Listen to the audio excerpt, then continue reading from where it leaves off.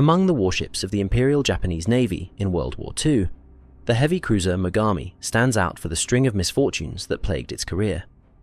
From early construction flaws and storm damage to disastrous friendly fire incidents and collisions with its own fleet mates, Mogami earned a reputation as an unlucky ship well before its final, fateful engagement.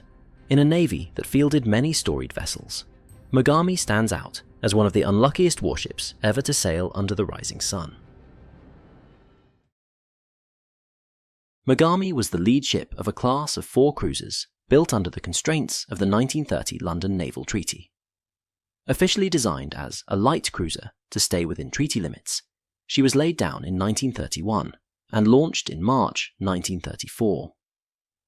In truth, Mogami and her sister ships were heavy cruisers in all but name. They displaced around 13,000 tons at full load and stretched over 650 feet in length. 4 powerful turbine engines producing 150,000 shaft horsepower drove Mogami to speeds up to 35 knots. Mogami's armament reflected Japan's intent to field a powerful warship secretly. As built, she carried 15 155mm 6.1-inch guns in 5 triple turrets, the maximum allowed for a light cruiser. She was soon refitted with 10 8-inch guns in 5 twin turrets, transforming her into a true heavy cruiser. She also carried a formidable torpedo armament, 4 triple launchers armed with the 24-inch Type 93 Long Lance torpedo. Despite her firepower and speed, Mogami's design had flaws. To save weight, her hull construction relied on extensive welding and a top-heavy layout. This made her structure less sturdy than intended. The ship's thick armor and heavy turrets raised her center of gravity, affecting stability. Early in her career, these issues would manifest with alarming consequences, foreshadowing the trouble that lay ahead. Mogami's misfortunes began almost immediately after commissioning. In September 1935, barely a few months into service, she encountered a powerful typhoon during fleet maneuvers, an event later known as the Fourth Fleet Incident. Caught in raging seas, the cruiser's hull flexed and her bow suffered structural damage. Alarmingly, the crew discovered that sections of the hull had warped so badly that the turrets jammed, unable to rotate. Investigators blamed faulty welding techniques used in her construction to save weight. Mogami was ordered into dry dock for extensive reinforcement and reconstruction of her hull. This early mishap earned her a reputation as an unlucky ship among her crew. Despite this setback, Mogami was back in fighting form by the time Japan marched toward war in the Pacific. When the Pacific War erupted in December 1941, she served at the forefront of Japan's southern offensives. Mogami and her sisters formed Cruiser Division 7 and provided heavy fire support for amphibious landings. In the invasion of Malaya and Borneo, Mogami's guns bombarded Allied positions to cover Japanese troop landings. She briefly tasted success without incident in these operations. However, the pattern of success would not last. Late on the night of February 28, 1942, Mogami was drawn into a fierce naval clash that would mark her with infamy, the Battle of Surigao Strait. Allied cruisers blundered into a convoy of Japanese troop transports near Java. Mogami, along with her sister ship Mikuma and other escorts, rushed to intercept the Allied ships before they could wreak havoc on the convoy. In the chaotic night battle that followed, Mogami's captain ordered a spread of 6 Type 93 torpedoes to be fired at the enemy cruisers. What happened next became a notorious episode of friendly fire. Mogami's Long Lance salvo did score multiple devastating hits, but not on the Allied warships. Instead, in the confusion of battle, the torpedoes found Japanese targets. In a tragic irony, Mogami herself sank 5 of her own side's ships in that volley. The large army landing ship Ryujo Maru, 3 army transports loaded with troops and equipment, and a Navy minesweeper escort.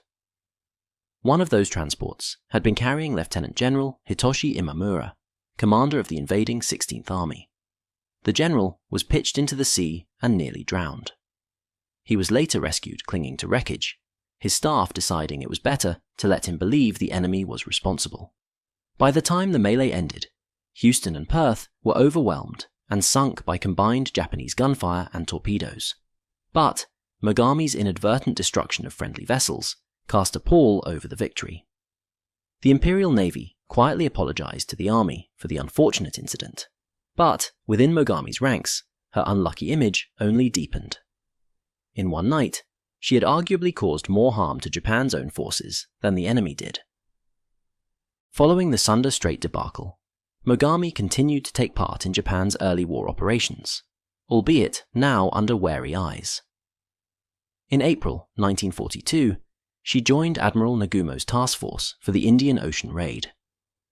Together with Mikuma, she was tasked to hunt Allied merchant shipping in the Bay of Bengal. During this campaign, Mogami helped dispatch a few cargo steamers, adding some conventional successes to her record. However, these victories at sea were comparatively minor and did little to dispel the ship's growing jinx. Mogami's next major operation would bring perhaps the most fateful twist of her career. In June 1942, Cruiser Division 7, including Mogami, was attached to the Midway invasion force under Rear Admiral Takeo Kurita. The plan was for Mogami and her sisters to bombard Midway Island after what was expected to be a decisive Japanese carrier victory. Instead, Japan's carrier fleet was annihilated on June 4th, and the invasion was cancelled. Kurita's cruisers received a belated recall order while they were already racing toward Midway at high speed. In the pre-dawn hours of June 5th, as they withdrew, the formation encountered the US submarine USS Tambor lurking ahead. Kurita signaled an abrupt emergency turn to avoid potential torpedoes. What ensued was a nightmarish misunderstanding within the Japanese line. The leading cruisers, Kumano and Suzuya, executed a 45-degree turn as ordered. The third ship, Mikuma, mistakenly turned a full 90 degrees. Mogami, following last in line, obeyed the original 45-degree turn, and suddenly found Mikuma broadside, dead ahead in the dark. It was too late to avoid disaster. Mogami rammed directly into Mikuma's port quarter at full cruising speed. The impact tore open Mikuma's hull and crumpled Mogami's bow like an accordion, up to 40 feet back. Both ships were grievously wounded by this single navigational error, a collision between sister ships in the middle of enemy waters. Mogami's forward section was bent and twisted, reducing her seaworthiness and limiting her speed to barely 12 knots. Mikuma, meanwhile, began leaking fuel oil but could still make way. Admiral Kurita, anxious to escape the submarine threat and rejoin the fleet, detached the two damaged cruisers with two destroyers and hurried ahead with the rest of his ships. The misfortune at Midway did not end with the collision. Daylight brought waves of American aircraft upon the limping Mogami and Mikuma. US Navy dive bombers caught the pair on June 6, 1942, and exacted a brutal toll. Mikuma was struck repeatedly by bombs, touching off a massive chain of explosions, likely from her own long-lance torpedoes, that turned the ship into a floating inferno. Mogami, too, was hit hard. Bombs smashed into her amidships, blasting one of her main turrets to scrap and starting fierce fires. One direct hit penetrated into Mogami's aft aircraft deck, the area once occupied by turret number 5, where it ignited a conflagration that swept through the compartments. Mogami's sickbay, filled with crew wounded from the collision, was engulfed by flames. In a desperate measure, her damage control teams had to seal off that section entirely to contain the blaze, knowing full well they were trapping injured shipmates inside. Mogami's crew fought heroically to save their ship, aided by the foresight of her damage control officer, who had earlier ordered all unused explosives and torpedoes dumped overboard to reduce fire risk. Still, by the time the air attacks ended, Mogami was badly mauled. Scores of her sailors lay dead, and fires smouldering within. For Mikuma, there was no salvation. She sank beneath the waves that afternoon, becoming the first Japanese cruiser lost in the war. Mogami, by extraordinary effort and a measure of luck, survived the Midway ordeal. Battered and burned, she limped away under escort. Her survival was due in part to the jettisoned torpedoes, which prevented even more catastrophic explosions, and the crew's frantic repair work amidst bomb hits. Mogami managed to reach the large Japanese naval base at Truk for emergency patching, and later steamed back to Japan for full repairs. She spent many months from late 1942 into mid-1943, having her bow rebuilt and systems restored. It was during this lengthy refit that the Imperial Navy decided to implement the unique conversion of Mogami into an aircraft-carrying cruiser. By April 1943, Mogami emerged from the yard with a clean, stubby bow, replacing her twisted forend, and an extended flight deck, ready to carry reconnaissance floatplanes. This rebuild temporarily removed her from combat during the critical battles around Guadalcanal. A stroke of luck, perhaps, given how many Japanese warships were sunk in those engagements. But as soon as Mogami rejoined the fleet, her unlucky streak resumed. Barely back in service, Mogami literally ran into trouble again. On May 22, 1943, while conducting training and trials in Tokyo Bay, she collided with a fleet oiler, the tanker Toa Maru. This peacetime accident was minor. Mogami sustained only slight damage, but it did nothing to improve her notoriety. The heavy cruiser's very first outing after reconstruction ended with yet another collision. After quick repairs, Mogami was on hand at Hashirajima anchorage on June 8, 1943, when disaster struck a different ship. The mighty battleship Mutsu, moored not far away, suffered a massive magazine explosion and sank suddenly.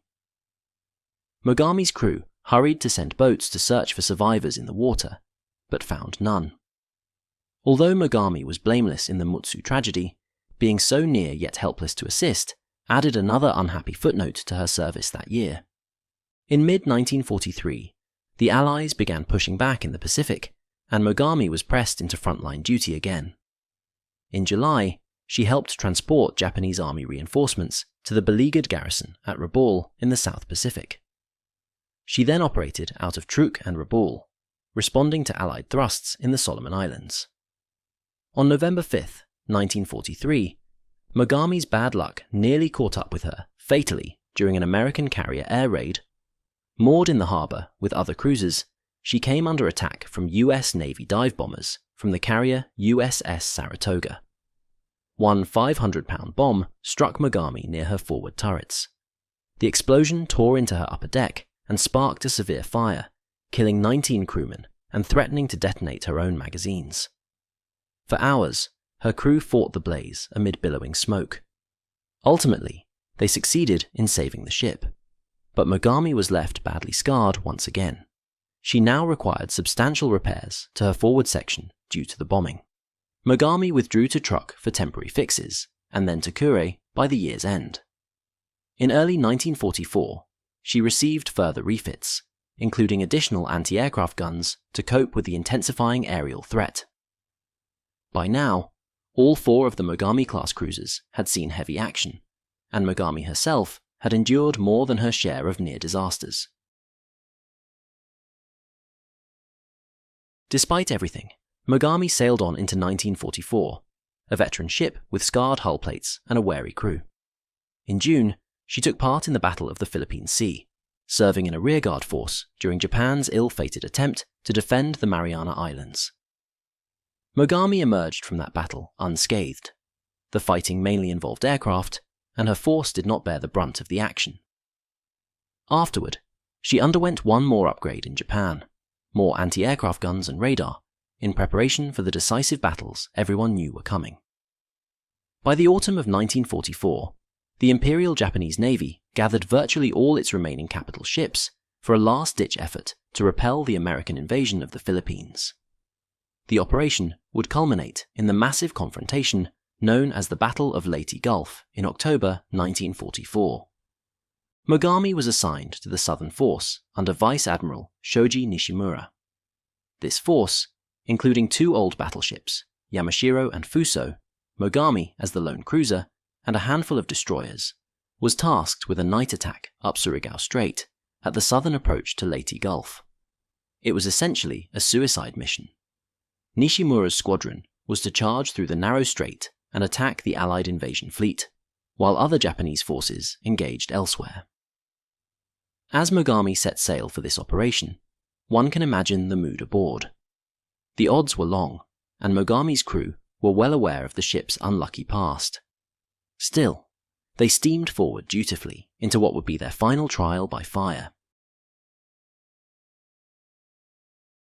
In the pre-dawn hours of October 25, 1944, Mogami entered the confined waters of Surigao Strait at the forefront of one of World War II's last classic naval battles.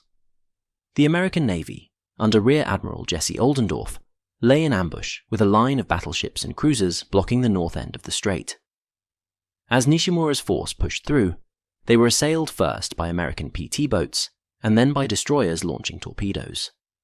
The Japanese formation was thrown into confusion even before facing the main enemy lineup. In the darkness and chaos, Mogami experienced yet another cruel twist of fate. She was hit by friendly fire from her own side. The Japanese battleship Fuso, having sustained torpedo damage and unsure of what targets loomed ahead, mistook Mogami for an enemy ship crossing her path. Fuso opened fire briefly on this shadowy silhouette. Shells from Fuso's secondary guns struck Mogami, one of them tearing into the cruiser's forward superstructure. The errant salvo killed several sailors aboard Mogami. The fog of war had made Mogami a victim of her allies once more, at the worst possible moment. Pressing on, Mogami and the surviving Japanese ships next charged into the American battle line around 3:50 a.m. Columns of water and blinding gun flashes filled the night as Admiral Oldendorf's warships unleashed broadsides. Yamashiro, the lead battleship, was caught in a deadly crossfire of heavy shells and was soon mortally hit. Mogami, following behind, initially evaded some torpedoes and tried to return fire. With Yamashiro drawing the Americans' focus, Mogami's crew managed to launch a salvo of their own torpedoes into the darkness, but these found no targets.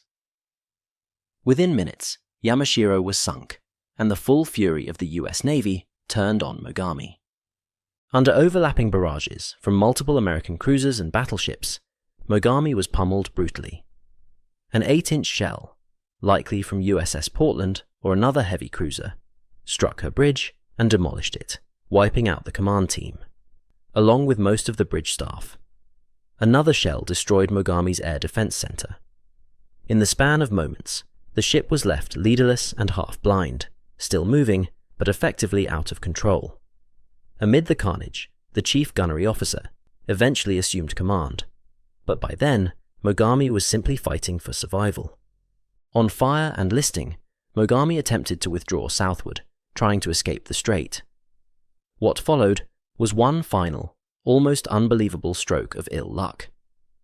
As Mogami limped away from the American line, Admiral Kiyohide Shima's second Japanese force, a separate group that had been following Nishimura, was arriving from the south.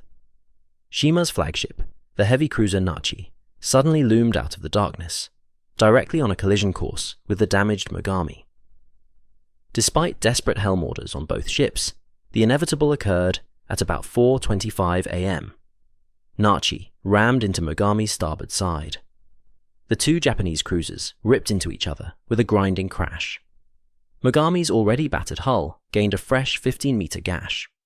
Nachi lost her structural integrity and had mountings torn off.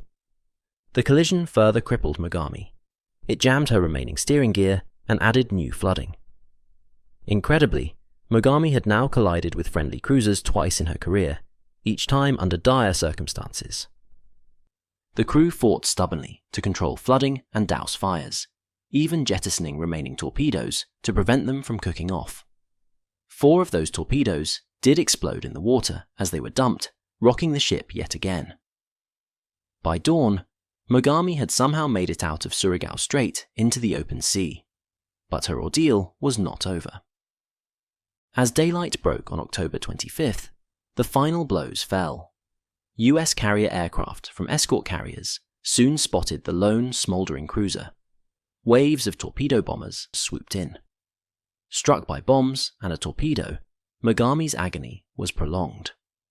One torpedo hit on her port side, and several bomb impacts left her dead in the water, with raging fires that could not be contained. The valiant crew kept up damage control as long as humanly possible, but the ship was beyond saving. By mid-morning, after 3 hours of relentless punishment, Mogami's survivors gathered on the decks, many in tears, and leapt or climbed down to awaiting rescue boats. The destroyer, Akebono, miraculously still nearby amid the chaos, closed in to take off the crew. At 12:40 p.m., once Akebono had rescued as many men as possible, including virtually all who were still alive aboard Mogami, the destroyer fired a single long-lance torpedo into the crippled cruiser's hull. The powerful warhead detonated amidships, and Mogami began to capsize. With one final, thunderous explosion, the blackened hulk of Mogami slipped beneath the waves of the Mindanao Sea at 1:07 on October 25, 1944. Of Mogami's approximately 850 crew, about 700 survived by clambering onto Akebono and other craft. Around 150 officers and sailors perished in the final battle, lost either in the furious combat or going down with the ship. The destruction of Mogami at Surigao Strait marked the end of a tumultuous career, one that, in hindsight, seemed almost cursed. In the space of 9 years, Mogami had endured a typhoon that deformed her, caused one of the worst friendly fire incidents of the war, collided catastrophically with 2 of her own fleet's cruisers, accidentally rammed a tanker, been bombed, shelled, and finally torpedoed into the depths. None of Mogami's sister ships survived the war either. The entire Mogami class met violent ends, a testament to the ferocity of the Pacific War, and perhaps to the overambitious design that had given them such checkered starts. In Mogami's final battle, there were poignant footnotes that underscored her ill-starred fate.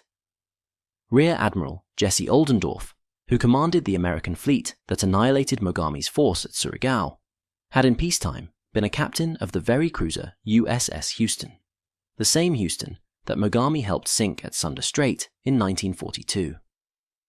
By an irony of history, Oldendorf was, in effect, avenging his old command by orchestrating the destruction of Mogami.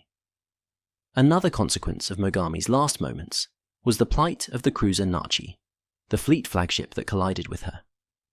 Nachi, heavily damaged from the collision, had to withdraw to port for repairs, only to be caught and sunk by US carrier aircraft a few days later near Manila.